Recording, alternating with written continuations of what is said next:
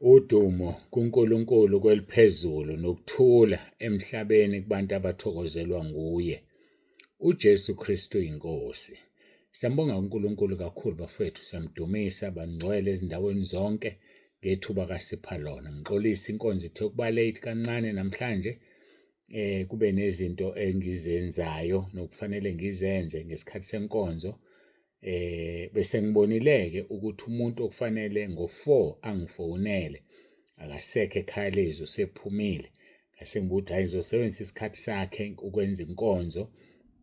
Kodwa lo ka-3 mangimlinde ngoba ka-3 ukhona sengiqedile no ka-3 njengamanje ke sengenza inkonzo ngoba lo ka-4 akazange afone futhi akasekho ekhaya lezi. Kunjalo phela. Ngiqale ngihlole ekseni ubani usekhona noma ubani akasekho bese ngiyazi kune-gap laphaya. Uma ikhona kodwa ngihlale ngicuphileke phela ukuthi ngizothi njenganayizolo nje khona bengicabanga ukuthi akasekho. I-system yami ithi usahamba kodwa ufonile ngathuka ngamangala. So kona kusuke ngelona into engabambelela kuyona ukuthi usibanibani akazofona noma uzofona.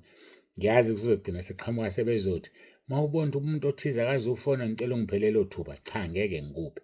Nginomsebenzi omningi. Angithi nje wasiya kwimpela sonto nje ngesonto kuyabhabhadiswa. So uma kunomuntu ongafonile ngisebenzisa lo thuba ngithandaze uNkulunkulu angiphe inkonzo ngiyiqale ngingayiqedi ngiyiqede ngesinye isikhathi. So asikho isikhathi engisihlalayo. So uNkulunkulu ongihlelela abantu. Ngeke ukholwe ukuthi kwesikhathi ngengixakeke ngento ethize ngize ngithi enkosi sizongishaya isikhathi saloya muntu. Ngempela sidlule ngenza lonto kodwa mazithi 10 past leso sikhathi avela phone sengiyiqedile lento. So uNkulunkulu uyangicontrolela mina abantu. Uyangibona ukuthi ngixakeke kanjani ababambezele bengaboni babanjezelwe uyena. Bafone sebefona late kanti bengixakekile. Ngimbongeke mina ngasese ngoba phela ngitshelwe. So ke ungaze udideke nje uthi uzothi bamtsibande mawubona ukuthi umuntu othile akazufona othinta mina cha ngeke ngikuthinte. Nawe nolwakho nje usuku nesakhe isikhathi. Wonke umuntu unesikhathi sakhe. Uhambile ekhaya lezi noma akahambile noma ukhona noma ukhohliwe.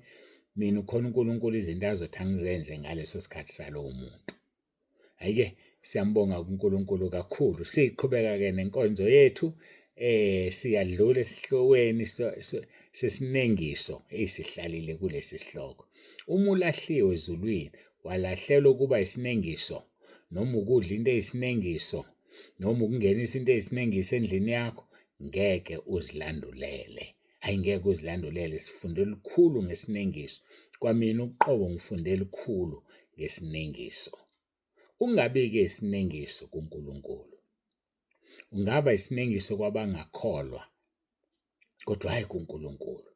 And uma ungesona isinengiso kuNkulunkulu nakwabakholwayo awusona isinengiso. Siyambonga uNkulunkulu wethu, ngiyacela ukuguqa ngikhuleke simnxuse ukuthi abe kanye nathi. uJesu Kristu inkosi.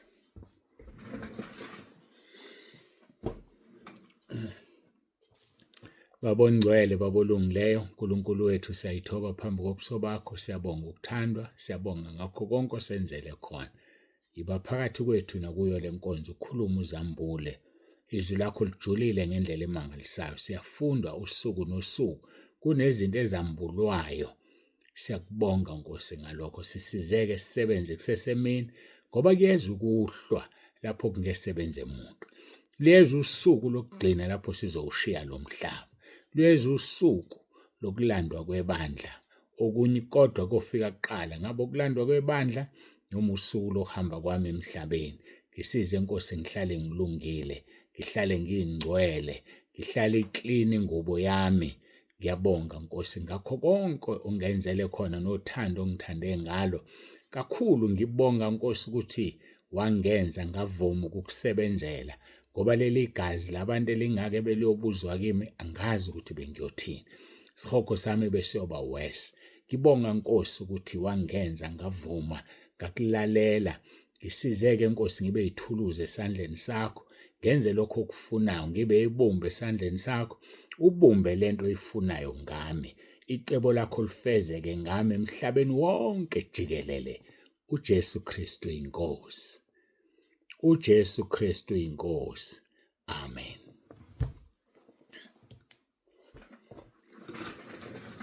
Samdumisa uNkulunkulu kakhulu, siyambonga bangcwele. Sizoqala ke sifunde isimo songokaNkulunkulu amaHubo 15, siqala kuverse 1 sizogcina kuverse 5 bese ngibuyela kuverse 4 ngisho ukuthi kuphi la siqela khona.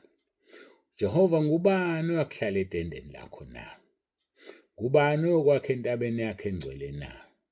Yilowo ohamba ngobuqotho nowenza ukulunga, ukhuluma iqiniso enhlizweni yakhe, ongahlebi ngolimi lwakhe, ongamoni umngani wakhe, nongamhlazi umakhelwane wakhe.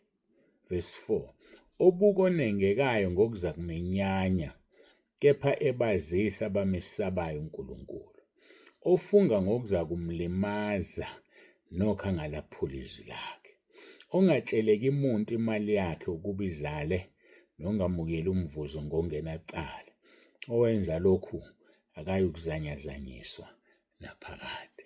Sifunde iHubo chapter 15 verse 1 kuya kuverse 5. Uthi-ke uverse 4, obuka onengekayo ngokuza kumenyanya, kepha ebazisa abamesabayo uNkulunkulu. Siyadlula-ke kuleyo topic. Uma sibuya uNkulunkulu angasibuyisa ngomoya wakho oyingcwele, kodwa sizobuka ofunga ngokuza kumlimaza nokho angalaphula izwi lakhe. Isifungo into oqinisekisa ngayo ukuthi into ekhuluma yiqiniso. Isifungo sifana nesethembiso. Isethembiso uNkulunkulu akamfuni umuntu owephula isethembiso. uNkulunkulu nje akamfuni umuntu owephula isethembiso. Uthi ngcono ungathembisi kunokuthi uthembise bese ungafezi. Uma ufunda uMshumayeli chapter 5 verse 4, lapho wenza isethembiso phambi kaNkulunkulu ungalibali ukusifeza, ngokuba akathokozi ngeziwula, feza lokho kwethembisayo. Kungcono ukuba ungenzi isethembiso kunokuba uthembise ungafezi. uNkulunkulu akayifuni ngendlela emangalisayo leyo nto, uthembise ungafezi. Abantu abaningi-ke bayathanda ukuthulisa iy'ngane ngezethembiso. Mhlawumbe uyahamba ekhaya ingane yakukhalela, ngizokuphathela uswidi, ngizokuphathela i-KFC, ngizokuphathela lokhu nalokhu. Uwe lo usukhohliwe, uyabuya uyiphethe leyo nto. Uthembisile kodwa usafezi. Uthembise uthi ngizofika endaweni ethile ngelanga elokuthi ungafiki. Uthembisile awufezi. Ngisho nangesikhathi uthi ngizofika ngo-4 ugcina ufike ngo-5 noma ngo-6. Isono leso. Awuxolisi nokuxolisa. Gcina isikhathi. Gcina isethembiso sakho. Yingakho-ke izwi leNkosi lithi, uyebo makabe uyebo, uqhabo kube uqhabo. So-ke uma uthembisile ngento ezokwenzeka, thana uma iNkosi ivuma, uma uNkulunkulu engigcina, ngizokwenza lokhu nalokhu. Ungavele uthi ngiyeza lapho kusasa. Ngoba uma ufa namhlanje ntambama ungasafikanga kusasa, isono sakho sokuqala ogcina ukusenza esokwethembisa ungafezi. Uthe wena ngiyeza kusasa wangabe usafika. Uzuphi manje? Usezulwini. Uphambi kaNkulunkulu. Usiyona into ezokudawunisa uhambe esihogweni kade uphile bonke ubungcwele ngoba uqamba amanga wathi ngizofika kusasa, kanti kusasa lizokufica. Yikho sesithi uma iNkosi ivuma, iNkosi engigcinile, ngizofika kusasa. Wenzelani ukuthi uma iNkosi ingasakugcini ungatholakala unecala ngoba ushilo wathi uma iNkosi ingigcina. Asivele sithembise nje, kodwa sishiyele eNkosini ukuthi yona mayivuma yona isigcinile. Ake ngilinganise njengange ngomgqibelo. Mhla ka-7 sinomhlangano nabefundisi basentabeni. Bayazazi-ke abamenyiwe. So-ke kodwa sithi sizohlangana mhla ka-7 uma iNkosi isigcina, iNkosi ivumile. Asivele sithi siyahlangana ngomhla ka-7 ngoba uma omunye wabo iNkosi ifika imthatha imlethe ekhaya kade 10 uyeza ngomhla ka-7, usezochithwa amanga awakhulumile wathi uyeza umhla 7 kanti umhla 7 sobe sikhala thina usibanibane sehambile. So yiba safe musuvela uthembise nje. uNkulunkulu uthi lapho wenza isethembiso phambi kaNkulunkulu ungalibali ukusifeza ngokuba akathokozi ngeziwula. Ukungasifezi isethembiso kungubula. Ungasifezi isethembiso. Feza lokho okwethembisayo. Athi kuverse 5 kaMshumayeli 5 kungcono ukuba ungenzi isethembiso kunokuba uthembise ungafezi. Ngcono uma ungasenzi isethembiso. Ngcono ungamthembisi ingane uswidi. Ngayithembisa ingane uthu mawaphasa nje esikoleni zokuthengela ifoni. Iphasa ingane awunayo imali yokuthenga ifoni. Mawaphasa esikoleni zokuthengela ilaptop. Iphasa ingane awunayo imali yokuthenga ilaptop. Qamba amanga. Udlule lapho ungaxolisa enganeni. Siyaxolisa masithembisa izinto asangazenza. Uxolise. Njengami nje kuzophela unyaka odlule kukhona into engiyithembisa umfowethu nomndeni wakhe. Ngathi uNkulunkulu engigcina khona into engifuna ukunenzela wona ungakapheli uJanuwari. Kodwa kuthema ngibona izinto azivumi ukuhlangana. Ngamthinta umfowethu ngicela ungixolisele nasemndenini wakho. Isimo sami njengamanje asingivumeli ukuthi ngenze leyo nto. Vele ngangingabatshelanga ukuthi yini kodwa ngiyazi mina ukuthi yini. Kodwa isimo asisangivumeli ukuthi ngikwenze. Kodwa ngiyamkholwa uNkulunkulu during the course of the year uzongipha into yokukwenza engangifisa ukukwenza. Yayibona lonto le? Xolisa, khuluma, hlambuluka, zigeze. Uhlala ulungela ukuhlwithwa kanye nebandla. Ungathembisi into. Hayi kasibuye kuleli vesi. Lithi ke leli vesi ofunga ngokuzokumlimaza nokho angalaphuli izwi lakhe. Umuntu afunge ngento ezomlimaza. Ake ngilinganise ngesifungo samaZulu esihlala sikhona. Baye bathi amazulu ngeke ngikwenze ukuthi noma ngeke kwenzeke ukuthi lingamane liwe ilanga licoshwe izinkukhu. Isifungo esijulile leso. Ngoba alikaze liwe ilanga, ngisho lingaba ngeke inkukhu licoshe. So basuke bethi that thing is impossible. Noma bethi inkomo ingazala umuntu. Angaze ngizwe ukuthi inkomo yazala umuntu. So kusho ukuthi usuke ethi that thing will never ever happen. Kungamane inkomo izala umuntu kunoma kwenze ku1 2 no 3. Isifungo leso. Lithi ke lelizwi umuntu ofunga ngokuzokumlimaza kodwa angalaphuli izwi lakhe. Angalaphuli. Isesiphoqa isimo sekuthiwalalela ke ndoda ufungile kanje. Yabona ukuthi njengoba kwenzekile lokhu sekufanele ulimale na athi ngamane ngilimale kodwa ngifungile kanjalo. Afunge ngokuza kumlimaza kodwa angalaphuli izwi lakhe. Iwuye ke lo oyohlala etendeni likaNkulunkulu. Uye lo yokwakha entabeni kaJehova ngoba uyasihlonipha isifungo sakhe. Zingaki izinto sokwazi ufungela wangazenza. Ufungile kodwa uyenzanga. Baningi izinto abanye bafuna ukufunga isiphambano bheka mncwi.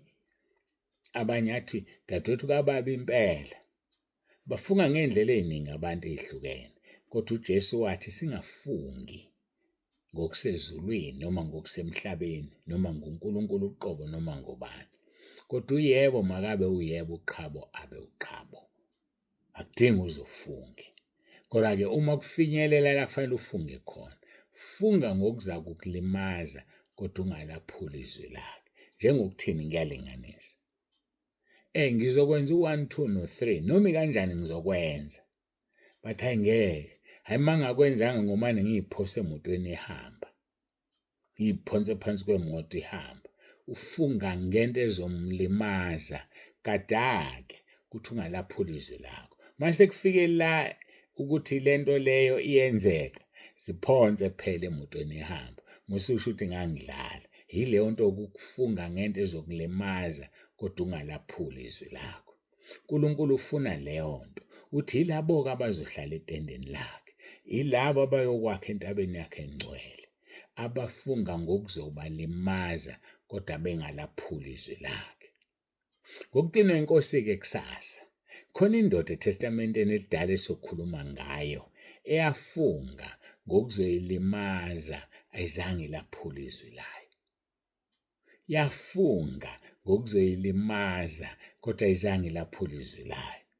Njengamanje-ke sengizoyivala inkonzo ngiyibambe la, bengisandlala nje ukuthi kungukwenzani ukufunga ngento ezokulimaza kodwa ungalaphula izwi lakho. Siyambonga kuNkulunkulu kakhulu, siyamdumisa bangcwele. Nginethemba elikhulu lokuthi uma isidinile-ke kusasa uNkulunkulu sizoqhubeka sibheke le ndoda le eyafunga ngokuza kuyilimaza ayiliphulanga izwi layo.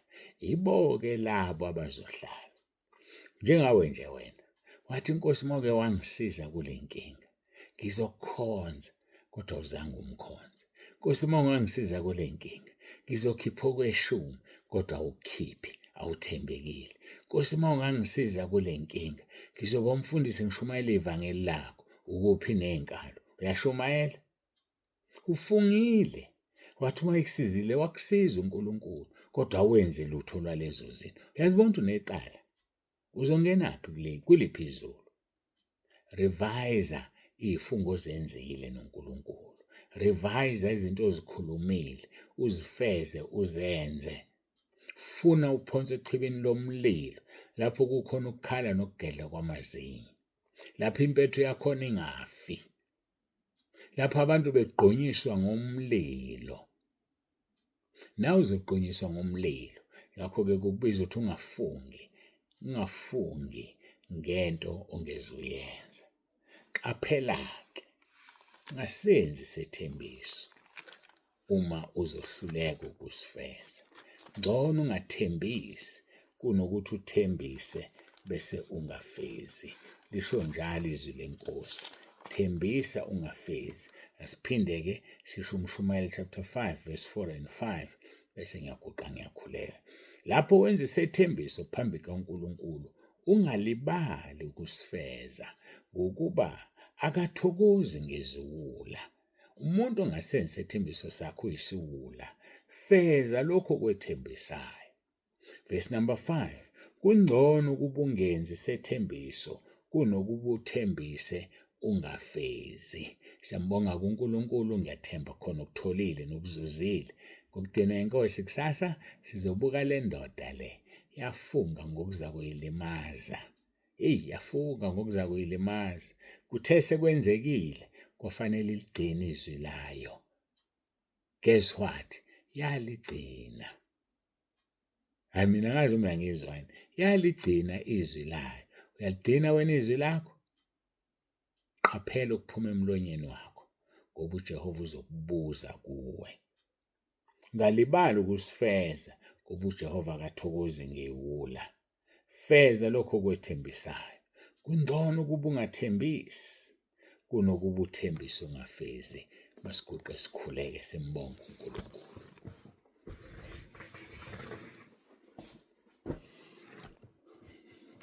Baba, egameni likaJesu ophilayo, uNkulunkulu wethu nomusa, siyazithoba phambi kobuso bakho. Siyakubonga Nkosi ngakho konke osenzele khona. Dumo lonke lungolwakho lokufanele izikhathi zingakabikho namanje kuze kube phakade. Sebenza-ke uNkulunkulu wethu, siyabonga ukusifundisa ukuthi singathembisi bese singafezi. Baningi abantu bathembisile izinto eziningi abazifezanga. Bathembisile abantu imali abazikhokhi. Bathembisile abantu lokhu nalokhu kodwa kwenzeki. Ngiyacela-ke Nkosi, bonakalisa amandla akho, khazimulisa igama lakho. uJesu Kristu inkosi. uJesu Kristu inkosi. uJesu Kristu inkosi. Amen.